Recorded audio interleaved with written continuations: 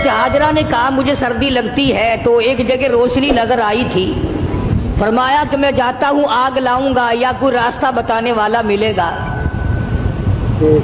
جب وہاں پہنچے تو آواز آئی انی انا ربک، اے موسیٰ میں تیرا رب ہوں، یہاں آگ واگ نہیں، میں تیرا پروردگار ہوں۔ فخلانا علیک، جوتا اتار دو، انک بالوادی المقدس طویٰ، آپ پاک وادی میں موجود ہیں۔ خدا کی دین کی بات ہے، آگ لینے جائے پیغمبری مل جائے۔ تاج نبوت اڑا دیا پروردگار عالم نے، اور ایک ڈیوٹی ذمے لگا دی۔ تاج نبوت کا یہ مقصد نہیں ہوتا کہ اب تخت شہنشاہی پہ بیٹھ جاؤ، کچھ وزراء وزیر مقرر کر لو، اب تم لوگوں سے اچھا کھایا پیا کرو، لوگوں سے اچھا پہنا کرو، تمہاری زندگی لوگوں سے ممتاز ہو، یہ بات نہیں۔ تاج نبوت اڑانے کا یہ مطلب اور یہ مقصد ہوتا ہے کہ اب میرے نام پر مار کھانے کے لیے تیار ہو جا۔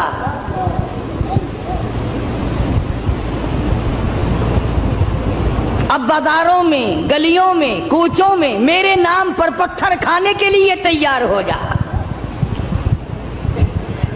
اور ہر نبی یوں ہی مار کھاتا آیا۔ فقر و فاقہ کی زندگی گزارنا انبیاء علیہ الصلوۃ والسلام کا پیشہ ہے۔ چنانچہ مدنی کریم صلی اللہ تعالی علیہ وسلم کے واقعات میں آتا، سیدہ عائشہ صدیقہ رضی اللہ تعالیٰ عنہ فرماتی ہیں میں نے حضور کے لیے جوں کے آٹے کی میں روٹی پکایا کرتی تھی، کبھی چھان کر نہ پکائی۔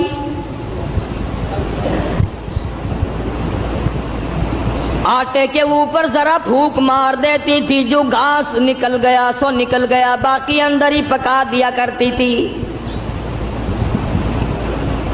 فرماتی ہیں زیتون کے تیل کا ڈبہ تھا، ختم ہو چکا تھا، ذرا سی تل چھٹ سی باقی تھی، میں نے گاد میں انگلی ڈال کر جو کی روٹی پہ انگلی پھیر دی، چپڑ دی، مدنی کریم صلی اللہ علیہ وسلم کے سامنے رکھ دی۔ آپ نے بسم اللہ پڑھ کے تناول فرمانی شروع کر دی۔ اس کے بعد فرمانے لگے او عائشہ، رب العالمین کی یہاں اس اتنی بڑی نعمت کا بھی حساب ہوگا۔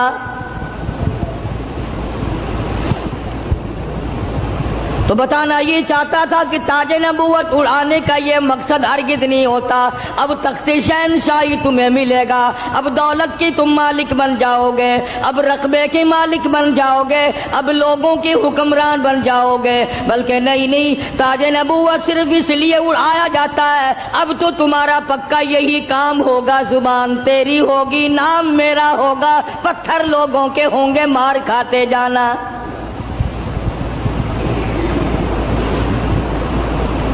سیدنا موسیٰ علیہ السلام آئے ہیں آگ لینے کے لیے، آواز آتی ہے انی انا اللہ لا الہ الا انا فاعبدنی واقیم الصلاۃ لذکری۔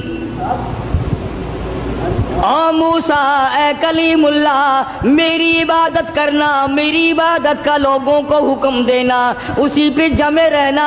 وَأَنَا اخْتَرْتُكَ فَاسْتَمِعْ لِمَا يُوحَىٰ، اب میں نے تیرا انتخاب کر لیا ہے، میں نے تجھے چھانٹ لیا ہے، میری طرف سے جو وحی آئے اس کو لوگوں تک پہنچانا تیری ذمہ داری ہے۔ سیدنا موسیٰ علیہ السلام نے اپنا کام شروع کر دیا، ہاتھ میں لکڑی لیے پھرتے ہیں، ہاتھ میں آسا رکھتے ہیں۔ رب العالمین نے پوچھ لیا وما تلک بیمینک یا موسیٰ، او میرے موسیٰ یہ تیرے ہاتھ میں کیا چیز ہے؟ آواز آئی اتوکأ علیہا واحش بہا علی غنمی ولی فیہا مآرب اخری۔ الہی میں تو اس لکڑی سے کبھی پتے جھاڑتا ہوں اپنی بکریوں کے لیے۔ ہر نبی نے بکری چرائی، ہر نبی نے بکریاں چرائیں۔ اس کے بارے میں بھی حدیث پاک میں آتا ہے کہ ایسا کیوں ہوا، ہر پیغمبر سے اللہ نے بکریاں کیوں چروائیں؟ اس لیے کمزور مخلوق ہے، شرارتی بہت زیادہ ہے، اگر ڈنڈا مار دو تو بکری گئی، بہت ستاتی ہے بکری، کبھی ادھر بھاگ گئی کبھی ادھر بھاگ گئی، اگر غصہ نکالو تو بکری گئی۔ تو دیکھا ہوگا بکری چرانے والوں کو، ایک تو لمبا ڈنڈا رکھتا ہے پتے جھاڑنے کے لیے، اور ایک باریک سی قمچی رکھتا ہے اور سی کر کے بکریوں کو چلاتا ہے۔ تو بکریاں چرانے والے کو صبر آ جاتا ہے، غصہ نہیں رہتا، اس لیے ہر نبی صلی اللہ پاک نے بکریاں چروائی۔ آج تو ماشاءاللہ مسلمان گوشت کھانے میں تو کہتے ہیں بکری کا گوشت بڑا اچھا ہے، مگر پالنے میں نہیں۔ علماء حکیموں نے لکھا ہے کہ بکری کے دودھ میں جتنی شفا ہے اتنی کسی جانور کے دودھ میں شفا نہیں۔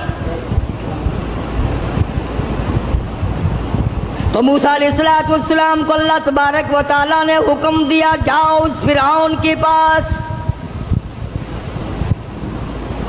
میرا نام اسے جا کر بتاؤ جو خدا بنا بیٹھا ہے، جو میرے مقابلے میں خدا بن گیا ہے، اور میں نے اس کو اتنی ڈھیل دے رکھی ہے، 400 سال گزر گئے کبھی سر میں درد نہیں ہوا، 400 سال گزر گئے، اتنی لمبی عمریں تھی۔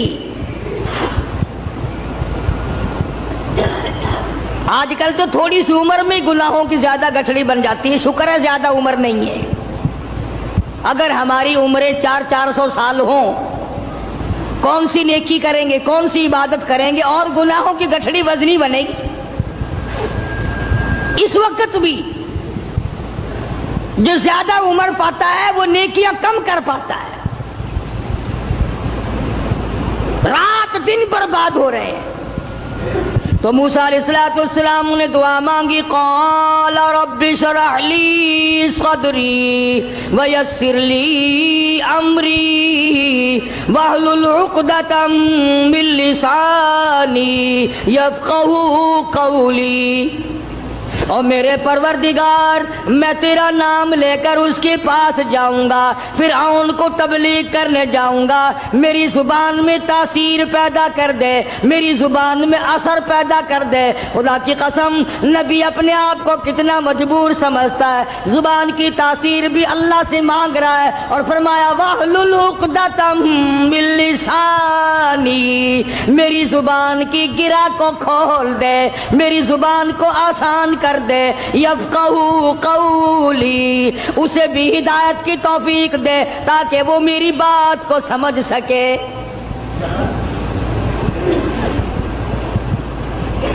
کبھی ہم نے بھی دعا مانگی، الہی وہ زبان دے جس سے مجھے مانگنا آ جائے، جس زبان میں تاثیر ہو، تیرے نام لینے کی توفیق ہو۔ ہم تو اگر دعا مانگیں گے اولاد کی، کاروبار کی، دولت کی، بیمار ہو جائے تو تندرستی کی، اور یہ کبھی دعا نہیں مانگنے کے الہی اس آنکھ کو مرتے دم تک قائم رکھیو، محتاج نہ بنائیو۔ کیوں؟ وہ کہتے ہیں نہیں نہیں میری آنکھ بگڑے گی تھوڑے، ان کانوں کو سلامت رکھنا، ان ہاتھ پاؤں کو سلامت رکھنا، اس زبان کو سلامت رکھنا، کبھی دعا نہیں مانگنا۔ فرمایا وجعل لی وزیرا من اہلی ہارون،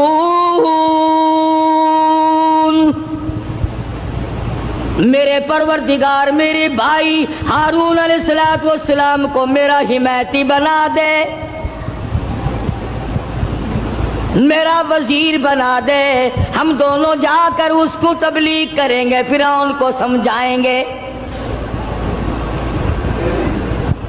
وَاجْعَل لِّي وَزِيرًا مِّنْ أَهْلِي هَارُونَ أَخِشْدُدْ بِهِ أَزْرِي وَأَشْرِكْهُ فِي أَمْرِي كَيْ نُسَبِّحَكَ كَثِيرًا وَنَذْكُرَكَ كَثِيرًا إِنَّكَ كُنتَ بِنَا بَصِيرًا۔ کیا دعا مانگ رہے ہیں موسیٰ علیہ السلام؟ الہی میری زبان کو اپنی یاد کی کثرت کی توفیق عطا فرما، میری زبان عادی بن جائے تیری یاد کی، رات کو تجھے یاد کروں، دن کو تجھے یاد کروں، صبح و شام تجھے یاد کروں، زبان میری ہو